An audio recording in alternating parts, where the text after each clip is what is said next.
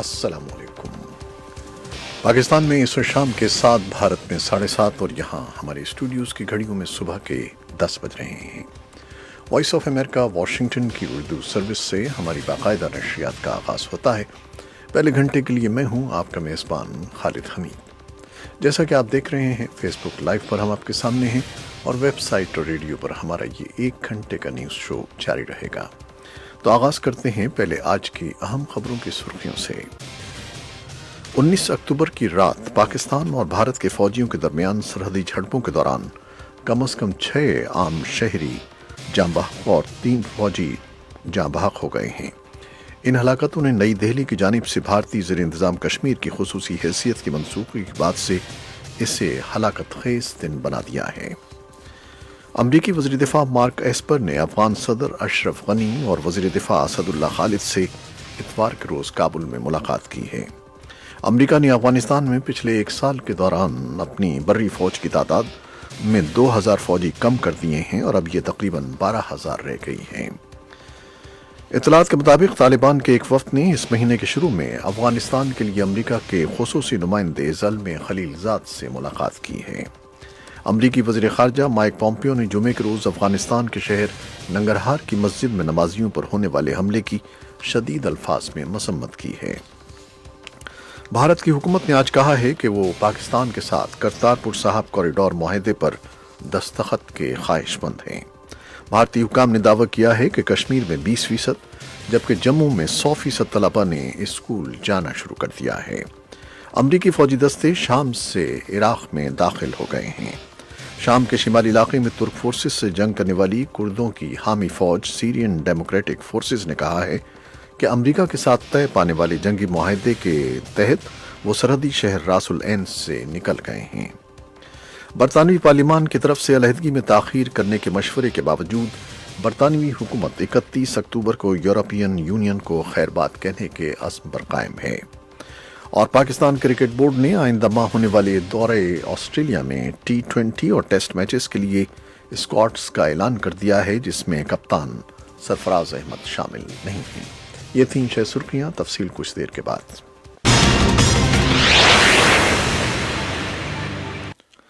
19 اکتوبر کی رات پاکستان اور بھارت کے فوجیوں کے درمیان سرحدی جھڑپوں کے دوران کم از کم 6 عام شہری اور 3 فوجی جاں بحق ہو گئے ہیں۔ ان ہلاکتوں نے نئی دہلی کی جانب سے بھارتی زیر انتظام کشمیر کی خصوصی حیثیت کی منسوخی کے بعد سے اسے ہلاکت خیز دن بنا دیا ہے۔ متنازع علاقے میں ہونے والی تازہ ترین گولہ باری کے متاثرین میں سے 2 کی نماز جنازہ اتوار کے روز کشمیر میں ادا کی گئی۔ متاثرین کی ایک رشتہ دار سلطانہ کوثر کا اس موقع پر کہنا تھا: کرا دا کر مارے یا اسی غریب لوگ کا جا واسا کرا دا کر کی ہمارا پرا ہے، جیسے ہمارا پتریا گیا، ہمارے 2 پرا گئے، اسی کی ہمارا نوا کرے سکو۔ سلطانہ کوثر کے الفاظ۔ پاکستانی فوج کے ایک ترجمان نے کنٹرول لائن کی بھارتی جانب سے بلا اشتعال فائرنگ کا الزام عائد کیا ہے، جس میں ترجمان کا دعویٰ تھا کہ عام شہریوں کو دانستہ طور پر نشانہ بنایا گیا ہے۔ ترجمان نے کہا کہ پاکستانی کنٹرول والے کشمیر میں 4 شہری اور 1 عام فوجی جاں بحق ہوا ہے، جبکہ 2 پاکستانی فوجی اور 5 شہری زخمی ہیں۔ بھارتی فوج نے کہا ہے کہ پاکستانی فوجیوں نے دن کے شروع میں ایک بھارتی سرحدی چوکی اور کشمیر میں انتہائی مسلح فوجی سرحد کے ساتھ واقع شہری علاقوں کو نشانہ بنایا، جس کے نتیجے میں 2 فوجی اور 1 عام شہری ہلاک ہوا۔ متنازع علاقے میں بدامنی کے نتیجے میں اتوار کے روز ہزاروں مظاہرین نے بھارتی کنٹرول والے کشمیر کے عوام کے ساتھ یکجہتی کے اظہار کے لیے اسلام آباد کی سڑکوں پر مارچ کیا۔ مارچ کی ایک لیڈر عظما گل نے کہا: قوم جو ہے اگر کسی پوائنٹ کے اوپر اکٹھی ہو جائے تو اس کو کوئی شکست نہیں دے سکتا۔ آج ہم کشمیر کے معاملے میں یکسو ہیں، اور انشاءاللہ کشمیر میں ہمیں کوئی شکست نہیں دے سکے گا۔ یہ مودی، یہ موزی اور یہ ایک درندے سے بھی بڑھ کے ایک شخص جو ہے، اس کو ہم انشاءاللہ شکست فاش دیں گے۔ یہ تھیں مارچ کی ایک لیڈر عظما گل۔ جموں کشمیر یکجہتی تحریک نامی ایک گروپ کی جانب سے ترتیب دی گئی ایک ریلی میں مردوں، خواتین اور بچوں نے شرکت کی۔ امریکی وزیر دفاع مارک ایسپر نے افغان صدر اشرف غنی اور وزیر دفاع اسد اللہ خالد سے اتوار کے روز کابل میں ملاقات کی ہے۔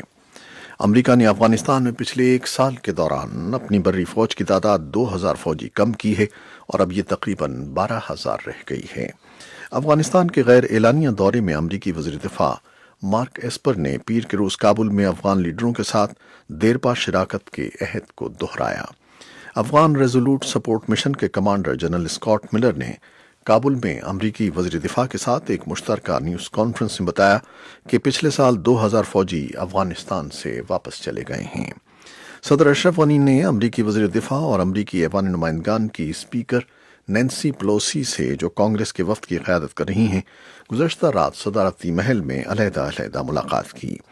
نینسی پلوسی نے چیف ایگزیکٹو آفیسر عبداللہ سے بھی ملاقات کی۔ اطلاعات کے مطابق طالبان کے ایک وفد نے اس مہینے کے شروع میں افغانستان کے لیے امریکہ کے خصوصی نمائندے زلمے خلیل زاد سے ملاقات کی تھی۔ یہ مبینہ ملاقات طالبان کے اسلام آباد کے دورے میں ہوئی۔ امریکہ اور طالبان کے درمیان اس کے بعد سے یہ پہلی باقاعدہ ملاقات تھی جب صدر ڈونلڈ ٹرمپ نے ستمبر میں باغیوں کے ساتھ امن مذاکرات منسوخ کر دیے تھے۔ ان کا کہنا تھا کہ عسکریت پسندوں نے مذاکرات میں برتری حاصل کرنے کے لیے پرتشدد حملوں میں اضافہ کر دیا ہے۔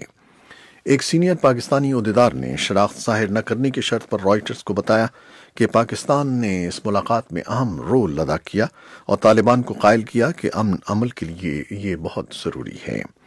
تاہم امریکی محکمہ خارجہ نے خلیل زاد کی طالبان سے ملاقات پر تبصرہ کرنے سے انکار کیا اور امریکی عہدیدار نے رائٹرز کو بتایا کہ سفیر خلیل زاد نے پاکستانی عہدیداروں سے مشاورت کی ہے۔ امریکی وزیر خارجہ مائک پومپیو نے جمعے کے روز افغانستان کے شہر ننگرہار کی مسجد میں نمازیوں پر ہونے والے حملے کی شدید الفاظ میں مذمت کرتے ہوئے کہا ہے کہ اس سے معلوم ہوتا ہے کہ حملہ آور کتنے بزدل اور سنگ دل ہیں، جنہیں انسانی جانوں کی کوئی پرواہ نہیں اور وہ بے گناہ لوگوں کے ساتھ کس بربریت سے پیش آ سکتے ہیں۔ مشرقی افغانستان کے علاقے ننگرہار میں نماز جمعہ کے دوران ایک مسجد میں زوردار دھماکہ ہوا تھا، جس کے نتیجے میں مسجد کی چھت گر گئی۔ صوبائی حکام کے مطابق دھماکے میں 62 نمازی جاں بحق ہوئے۔ ننگرہار کے گورنر نے بتایا کہ شدت پسندوں کے اس حملے میں 36 افراد زخمی بھی ہوئے تھے۔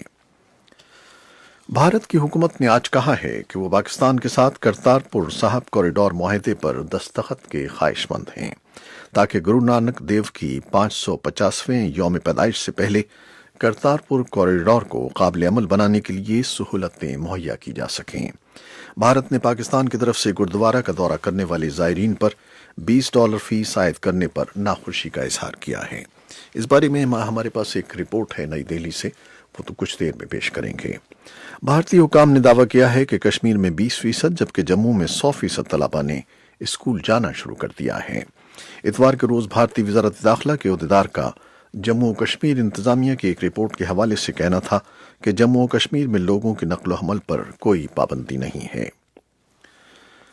امریکی فوجی دستے شام سے عراق میں داخل ہو گئے ہیں۔ ایک قافلہ پیر کے روز سرحد پار کر کے عراق میں داخل ہو گیا، جہاں سے وہ اربل کی طرف جائے گا۔ جب وہ عراقی کردستان کے علاقے دوحوک کے سڑکوں سے گزرے تو مقامی شہریوں نے غصے میں ان پر گندے ٹماٹر پھینکے۔ ان فوجیوں نے اتوار کی شام شمالی شام میں اپنے سب سے بڑے فوجی اڈے سے انخلا کیا ہے۔ امریکہ کے وزیر دفاع مارک ایسپر کا کہنا ہے کہ نئے منصوبے کے تحت شام سے نکلنے والی امریکی فوج کے دستے مغربی عراق میں تعینات ہوں گے۔ مارک ایسپر نے مزید کہا کہ شدت پسند گروہ داعش کے خلاف فوج کے آپریشن جاری رہیں گے تاکہ یہ دوبارہ کارروائی نہ کر سکیں۔ امریکی خبررساں ادارے اے پی کی رپورٹ کے مطابق مشرق وسطیٰ کے دورے میں صحافیوں سے گفتگو میں امریکہ کے وزیر دفاع نے اس خیال کی بھی تردید نہیں کی کہ عراق میں موجود امریکی افواج شام میں داعش کے خلاف انسدادی دہشت گردی کے آپریشن نہیں کریں گی۔ شام کے شمالی علاقے میں ترک فورسز سے جنگ کرنے والی کردوں کی حامی فوج سیرین ڈیموکریٹک فورسز نے کہا ہے کہ امریکہ کے ساتھ طے پانے والے جنگی بندی کے معاہدے کے تحت وہ سرحدی شہر راس العین سے نکل گئے ہیں، جبکہ ترکی کی حمایت یافتہ شامی باغیوں کے ترجمان کا کہنا ہے کہ یہ انخلا ابھی مکمل نہیں ہوا ہے۔ برطانوی پارلیمان کی طرف سے علیحدگی میں تاخیر کرنے کے مشورے کے باوجود برطانوی حکومت 31 اکتوبر کو یورپی یونین کو خیر بات کہنے کے عزم پر قائم ہے۔ برطانوی وزیر اعظم بورس جانسن نے یورپی یونین سے علیحدگی کا سمجھوتا جمعرات کے روز طے کیا تھا، تاہم ہفتے کی شام پارلیمان نے وزیر اعظم کو علیحدگی کی تاریخ میں توسیع کرنے پر مجبور کر دیا تھا۔ پارلیمان کا کہنا تھا کہ اس بارے میں مزید بحث کی مہلت کے لیے علیحدگی کی حتمی تاریخ 31 جنوری تک مؤخر کر دی گئی ہے۔ پاکستان کرکٹ بورڈ نے آئندہ ماہ ہونے والے دورہ آسٹریلیا میں T20 اور ٹیسٹ میچز کے لیے اسکواڈز کا اعلان کر دیا ہے۔ دونوں کرکٹ فارمیٹس میں سابق کپتان سرفراز احمد کو شامل نہیں کیا گیا ہے۔ یہ تھیں وہ خبریں جو فیس بک لائیو پر ہم نے آپ کے لیے پیش کی۔ ویب سائٹ اور ریڈیو پر ہمارا یہ 1 گھنٹے کا نیوز شو جاری رہے گا، ہمارے ساتھ رہیے گا۔ فیس بک لائیو سے فواد الیاس کے ساتھ اجازت چاہتے ہیں۔ اللہ حافظ۔